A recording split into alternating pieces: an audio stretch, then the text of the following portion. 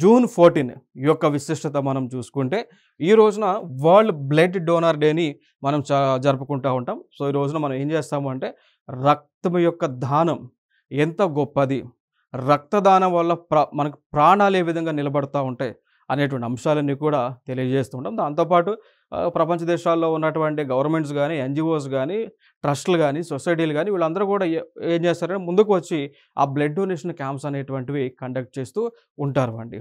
Okay. So, like ఇప్పుడు అన్నదానం ఎంత గొప్పదో, విద్యాదానం ఎంత గొప్పదో, అంతే విధంగా ఈ రక్తదానం కూడా అంతకంటే ఎక్కువ గొప్పది. ఎందుకంటే ఇక్కడ రక్తదానం చేస్తే ఒక ప్రాణం నిలబడతా ఉంటుంది. అన్నదానం చేస్తే ఆ రోజు పూటకి గడుస్తుంది. విద్యాదానం చేస్తే ఆ వ్యక్తి జీవితాంతం కూడా ఒక డెవలప్‌మెంట్‌లో ఉంటాడు. బట్ ఇక్కడ రక్తదానం చేస్తే ఏమవుతుందంటే చనిపోయేటువంటి వారు కూడా బ్రతికేటువంటి సిట్యుయేషన్ ఉంటుంది. కాబట్టి రక్తదానం వలన ప్రాణాన్ని మీరు నిలబెట్టినట్టు అవుతుంది. సో, కాబట్టి ఇక్కడ మనకి జనరల్‌గా మనం చూసుకోవచ్చు. ఇప్పుడు ఎడ్యుకేషన్ అంటే స్కూల్స్‌లో ప్రొవైడ్ చేస్తారు.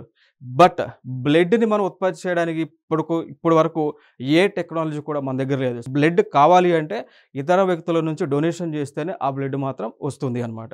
ఓకే. సో, ఇది ఇక్కడ కాబట్టి ప్రతి ఒక్కరు కూడా రక్తదానం చేయడం మంచిది.